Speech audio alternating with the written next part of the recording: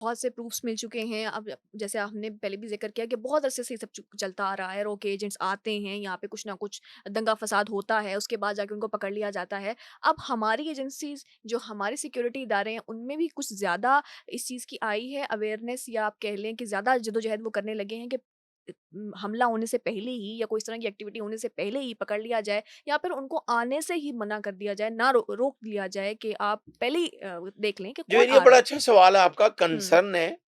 देखें, दुनिया के हर मुल्क में मीर जाफ़र और मीर सादिक मौजूद होते हैं। या अभी जो रॉ के लिए काम कर रहे हैं, वो 6 के 6 जो पकड़े गए हैं पंजाब से, हुँ, वो पाकिस्तानी हैं, लेकिन वो रॉ के लिए काम कर काम रहे हैं। करते हैं। इस तरह के बेशुमार लोग पहले से भी पकड़े गए हैं, हुँ, जो उनके लिए काम करते हैं, और वो ये उनके लिए ज़्यादा सॉफ्ट टारगेट होता है, क्योंकि पहले वो अपने एजेंट भिजवाते थे, हुँ, नाम चेंज करके, आईडी कार्ड बनवा के, हुँ, जो हम डिस्कस भी कर चुके हुँ, हैं, कई प्रोग्राम्स हमने किए हैं। या नैना गुप्ता बहुत बड़ा कैरेक्टर था, एक एटॉमिक एनर्जी के इंजीनियर हुँ। को लेने आ गई यहाँ मीना पे, हरी की स्टोरी हम कर वीना चुके हरी। हैं। हुँ, तो अब वो ये करते हैं कि वो ऐसा टारगेट देखते हैं, जिस तरह अब्दुल करीम जो था, वो बम्बों वाला, उसको उन्होंने अफ़गानिस्तान भिजवाया, वहाँ से ट्रेनिंग दिलवाई। हुँ, अब ये जो लोग हैं, ये दुबई से उनका एक हैंडल है, वो उनको ट्रीट कर रहा था।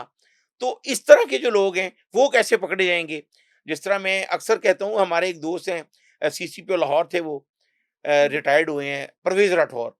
तो उन्होंने इस बात की तस्दीक की थी कि हमने जो 80% क्रिमिनल्स हैं, वो शहरियों की मदद से पकड़े हैं। हुँ, तो हम क्यों ऐसी अवेयरनेस बार-बार कहते हैं कि शहरियों को ये सोचना होगा कि अगर जैसे अब ये एक लॉ भी बन चुका हुआ है कि कोई रेंटेड घर में आके अगर कोई अजनबी रहता है, आपको मशकूक लगता है, हुँ। तो आपको फौरी पुलिस को बताना चाहिए।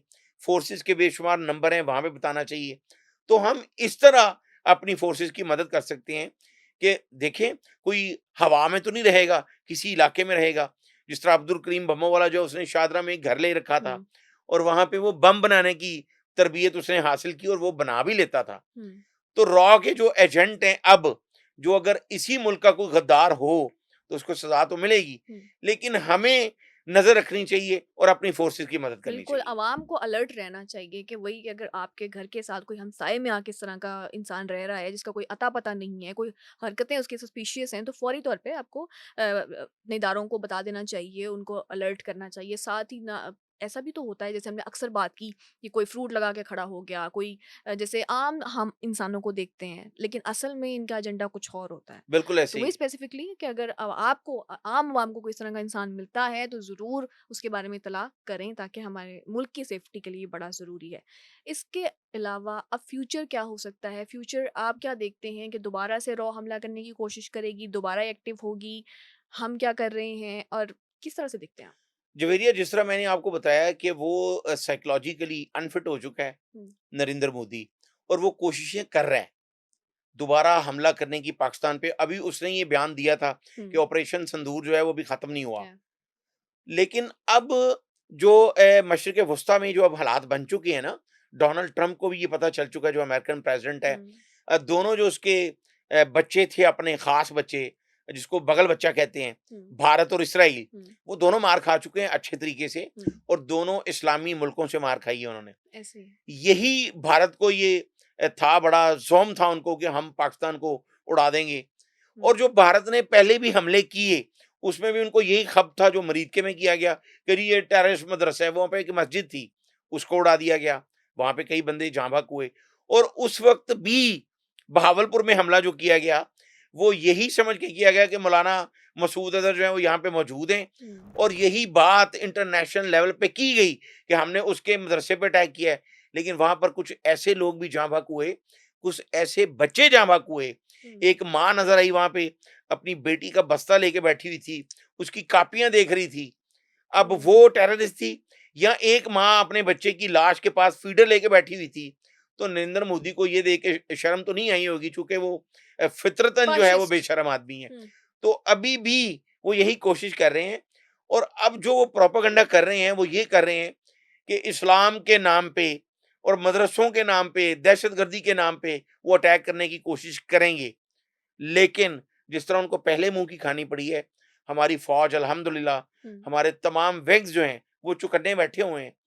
अगर अब इन्होंने दोबारा हमला किया, तो पहले से ज़्यादा इनको जवाब दिया जाएगा, और दुनिया पे ये ज़लील-ओ-ख्वार तो होते ही रहेंगे। हुँ। ये मज़ीद अब नताइज भुगतने के लिए तैयार रहें। तैयार रहें और बड़ा अच्छे से आपने इसको वाइंड अप किया। एक और सवाल मैं ज़रूर करना चाहूँगी, ईरान-इसराइल वॉर बहुत एक हॉट टॉपिक रहा है पिछले दिनों का और अल्हम्दुलिल्लाह एक ईरान ने बड़े अच्छे से रिटेलिएट किया। इसमें आप पाकिस्तान के रोल को किस तरह देखते हैं कि पाकिस्तान को ज़्यादा इन्वॉल्वमेंट करनी चाहिए थी या जितना था बस सही था? देखें, जवेरिया इस वक़्त तो पूरी दुनिया के जो 58 मुस्लिम कंट्रीज़ हैं, हुँ, उनको सबसे पहले गज़ा की सपोर्ट करनी चाहिए हुँ, और जो इसराइल ने वहाँ पे जो दहशतगर्दी की है, उसकी औकात तो सामने आ ही गई है। हुँ, इसराइल की औकात सामने आ गई है और जिस तरह से रॉ की मदद से हुँ, मोसाद ने और रॉ ने मिल के जो इस ईरान में हुँ, उनके जो 22 बड़े ऑफ़िसर जो हैं, उनको शहीद शहीद किया किया। है। उसमें मोसाद वहाँ पे इसी तरह जो हैंडल है, उन्होंने भी वही किया जो रॉ करती रही है। हुँ, वहाँ पे उन्हीं को हायर किया और उनके ज़रिए अभी फिर 200 से ज़ायद ऐसे जो हैंडलर हैं, हुँ, रॉ के और इसराइल के मोसाद के, हुँ, वो ईरान ने पकड़ लिए हैं और परसों भी उन्होंने 3 अफराद को फांसी दी है। हुँ, वो बहुत अच्छा कर रहे हैं, जो इस तरह के जासूस हैं, उनको पकड़ना चाहिए और फौरी तौर पर उनको सज़ा देनी हुँ, चाहिए। वो पाकिस्तान हो, ईरान हो या हुँ, और कोई मुस्लिम कंट्री हो, हुँ। जो कोई ऐसा जासूस जो मुल्क दुश्मन अनासर है, उनको सपोर्ट कर रहा है, उसके खिलाफ फौरी कार्रवाई करनी चाहिए। एग्जैक्टली ये भी कहा जा रहा था कि खुदा ना ख्वास्ता इसराइल इसमें कामयाब हो जाता है तो वही इसराइल इंडिया जो यूनियन के साथ अब पाकिस्तान नेक्स्ट खुदा ना ख्वास्ता नेक्स्ट जो उनका टारगेट है वो पाकिस्तान भी हो सकता है तो एक एक बेहतरी है इस चीज़ में हमें भी अच्छा लगा कि मैं यहाँ पे एक ईरान बात ऐड करना चाहूँगा कि George Washington, he was American president. Hmm, तो जब उसने हल्फ लिया तो उससे पूछा गया कि जी आप इतनी बड़ी यूनाइटेड स्टेट ऑफ अमेरिका के प्रेसिडेंट हैं, हम्म, तो किस चीज़ से खौफ है? पहला सवाल ये किया गया।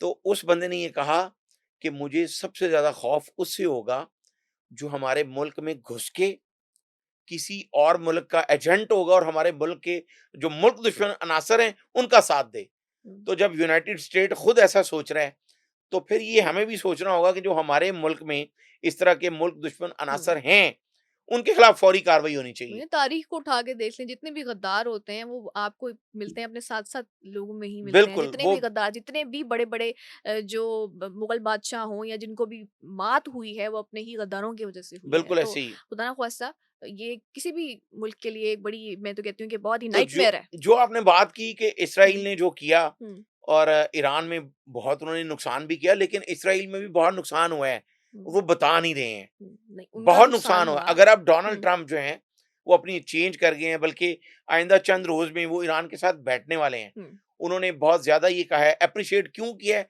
उनको ये नज़र आ गया है क्योंकि कि वो इस ईरान के खित्ते रोल को में मान चुके हैं अब। हुँ, देखें, इंडिया ने जब हमला किया तो उससे 2 दिन पहले जो अमेरिकन नायब सदर है, हुँ, उसने कहा जी हमारा कोई ताल्लुक नहीं है, हुँ, ये इनका आपस का मामला है।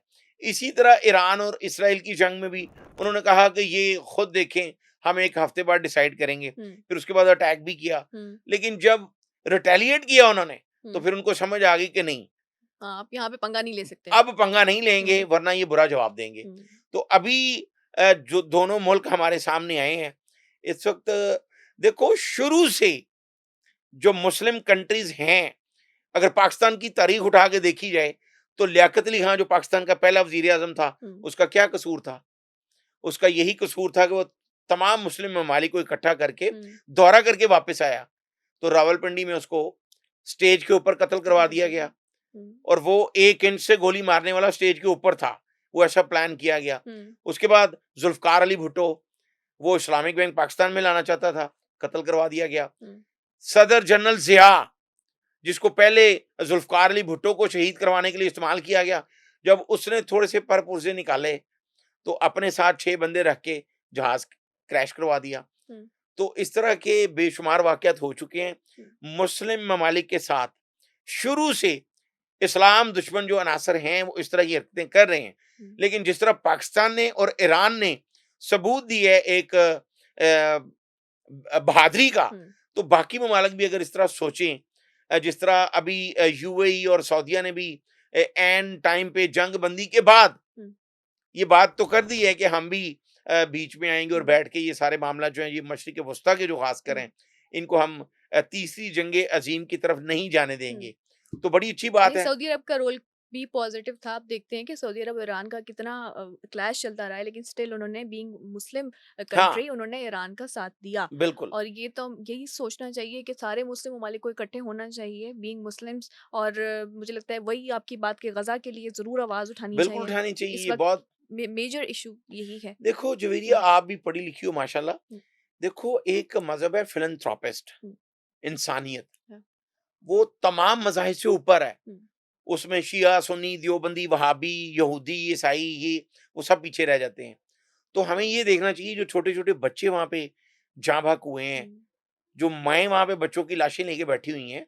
तो अभी तो ये कहा गया है कि आइंदा 4 रोज़ में जो है वो गज़ा वाली जंग जो है वो जंग-बंदी हो वो भी जाएगी। सीज़फायर, लेकिन अब पहले भी कितनी दफ़ा हो चुका है। पहले भी हो हाँ, चुका है, लेकिन अब देखना ये है कि डोनाल्ड ट्रम्प साहब जो हैं जिनके बारे में ये कहा जा रहा है पूरी दुनिया में हुँ, कि वो इस कदम पे कुछ कहते हैं तो अगले कदम पे वो मुस्कुराकर बदल जाते हैं। हुँ, तो अगर वो अब इस बहुत उनको ये शौक है कि मुझे नोबेल प्राइज़ मिले अमन का, लेकिन वो प्रैक्टिकली भी कोई ऐसा काम करें हुँ, कि दुनिया उनको खुद कहना शुरू हो जाए। देखो पूरी दुनिया में जो कोई अच्छा काम करता है, हुँ, वो किसी भी मज़हब से ताल्लुक रखता हो, हाँ। उसको सारी दुनिया अच्छा कहती है। एग्ज़ैक्टली, पाकिस्तान ने भी उनको येस, नॉमिनेट तो किया था नोबेल प्राइज़ के लिए। पाकिस्तान ने तो कर दी है अब बहुत सी तनकीद भी हुई है इस पे। हुँ, लेकिन डोनाल्ड ट्रम्प को ये चाहिए कि अब साबित करे कि वो कि इस वाक़ई वो काबिल एक अमन हैं पसंद कि इंसान उनको है। पीस का हुँ, जो है वो इनाम दिया नोबेल जाए। प्राइज़ मिले।